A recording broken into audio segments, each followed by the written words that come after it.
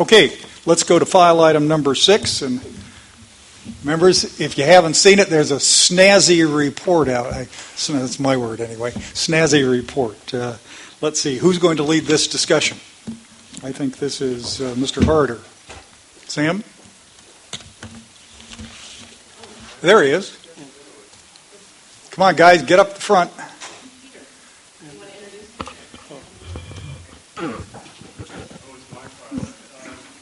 This is number 6, Sam. Ms. Grossinger, Whipple.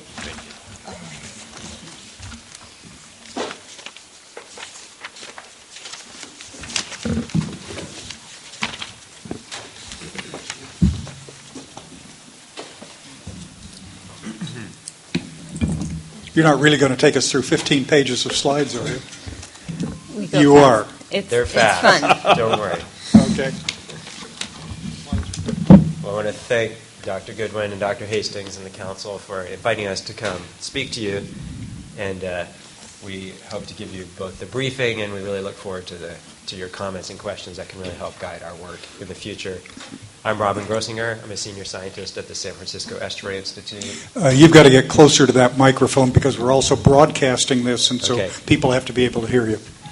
So I'm Robin Grossinger, senior scientist at the San Francisco Estuary Institute. This is Allison Whipple, also at the Institute, and a doctoral student at UC Davis. She's the lead author of the report you mentioned, which we just released last month. And hopefully have members of the council seen that, gotten a copy, maybe had a chance to look at it. We'll give you a briefing on that.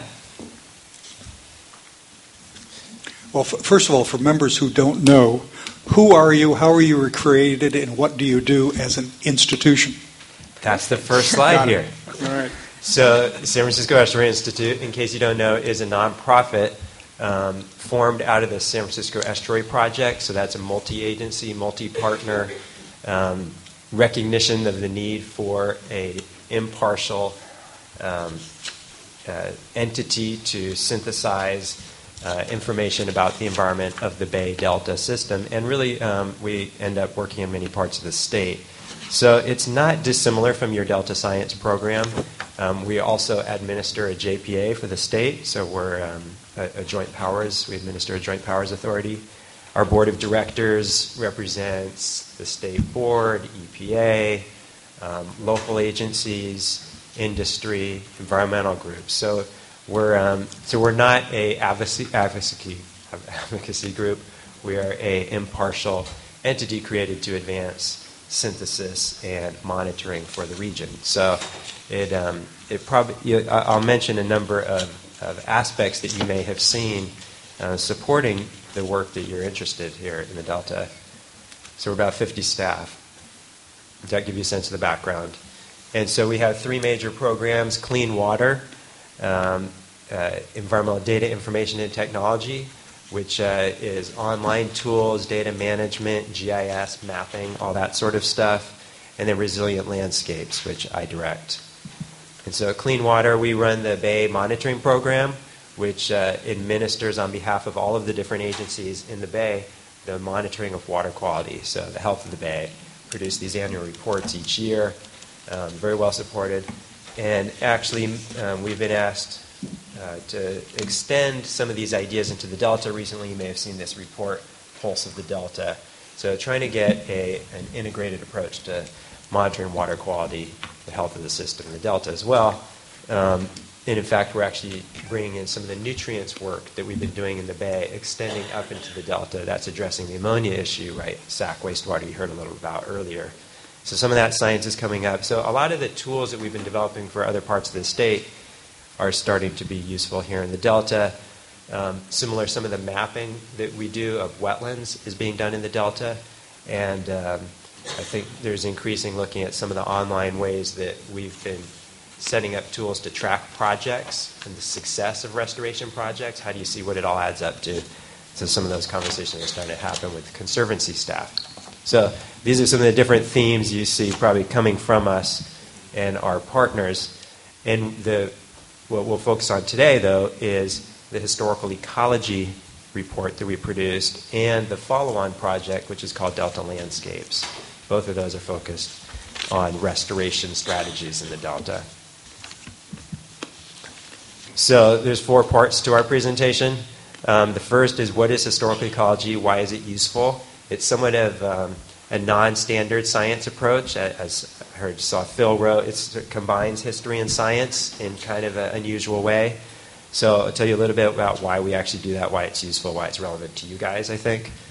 And then Allison's going to talk about the middle 2 pieces. How do we actually do that work? And what are the findings of our study that are relevant? And then I'll talk a little bit about how it's being used, how you might see it in your day-to-day activities. So first part, you know your mission statement, the co-equal goals, but there's this big challenge in there of ecosystem restoration, enhancement, figuring out what that actually looks like, what that wants to be, what we can actually do is a real challenge. And there's this recognition, of course, that you can't go back, right? You can't recreate the Delta that was there, that supported all these native species. That's impossible. That said, there's also the recognition that we need to try to restore areas, and these are both quotes from your draft plan, to a close approximation of their natural potential. We need to reestablish natural habitat, ecosystem functions, processes. So we're trying to find this delicate equation or balance between you can't recreate it, but we kind of do need to bring back more functioning aspects of the system to actually support native species. So how do you figure that out, that tough equation? One of the really useful things to do is understand how the system worked in the past. How did it actually work to provide habitat for native species? That was over 100 years ago. Nobody actually remembers what the system looked like, right? So we have this ambitious effort, but we didn't have any knowledge of how the system worked. So this is kind of a growing aspect of science as we try to do larger environmental restoration projects. You can see this quote from the journal Science about emphasizing the importance of studying the historical landscape. So I want to emphasize, though, that it's not, I think people sometimes assume that this is an effort to create a sort of idealistic, platonic, vision of what the past, what the future could or should be. We can't go back, as I said, and we're not just trying to understand the way the system was, we're trying to understand how it worked, right? We're trying to understand how physical processes, riverine and delta processes, made the habitats that we now care about and seek to reintroduce in, smart, practical ways. So it leads to both opportunities, what can we do where, but also constraints. We can't do everything everywhere. And this has tended to be a really practical approach. We've had a number of examples with other parts of the state that have saved a lot of money, avoided kind of misunderstandings of how the system works. You can imagine the potential for sort of assuming how nature wants to be in the Delta without actually having that information. So that body of work is there, and we'll give you a briefing on that in a moment. Zooming into the Delta itself and some of the challenges, I've drawn some quotes from different reports, BDCP, the Delta Plan, talking about the kinds of things we imagine we need as scientists and managers to support native species in the Delta. Wide bands of large patches of riparian forest, interconnected riparian forest. You probably hear about some of these things. Sinuous, high-density dendritic channels. We want tidal channels for fish. We want to restore and sustain a diversity of marsh vegetation, right? Different types of wetlands. But again, no one has ever seen these things in 100 years. So we want to restore large areas of interconnected habitats. Ecological functions and processes at a broad landscape scale, all emphasizing the challenge of creating a landscape, something that actually functions and works as a system, not just a bunch of little pieces of projects that maybe sound good but don't add up to a functioning system. The challenge is, and I think where our report comes in, where our work comes in, is that there's not a lot of guidance at this point, despite the remarkable amount of work and detail in BDCP and related documents. There's not a lot of guidance as to how you would actually do this. How would you answer these questions? How large is a large marsh? How big should a marsh be? What should actually be connected to what? The river to the wetland. How should the South Delta look different from the North Delta, from the East Delta, from the West Delta? And what is the whole that the parts add up to? Beyond that we need X thousand acres of marsh and X thousand acres of riparian forest, what does that actually look like as a functional system or mosaic? So we think these are some of the pieces towards the vision that is needed, sort of more specific, a step more specific than BDCP is at this point, and not as detailed as actual on-the-ground restoration plans will be, but helping us get from that level down to a more practical restoration strategy. So how is this work being used? I'll just give you a teaser so that you can have an idea as you listen to Allison's presentation.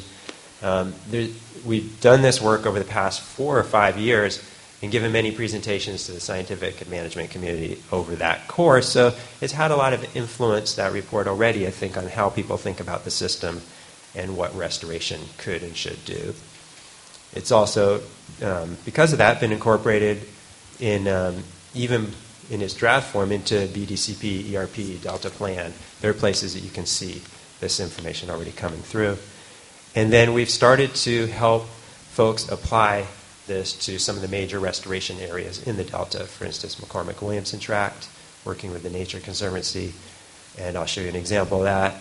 Starting to maybe get involved more in the Cache Slough, another big area that that we're looking to as doing some of the important restoration that needs to happen. And then we have this follow-on project that is going on for the next 3 years that I'll brief you about a little bit, that's translating that report into some of the tools that are needed, we think, for the managers and even for folks at your level trying to figure out how this information, how this approach of Delta restoration is actually going to work, and how do you actually show it to people, what it's going to look like. So I'll tell you more about that. Now I'll turn it over to Allison for the second and third sections, sort of the meat of the talk.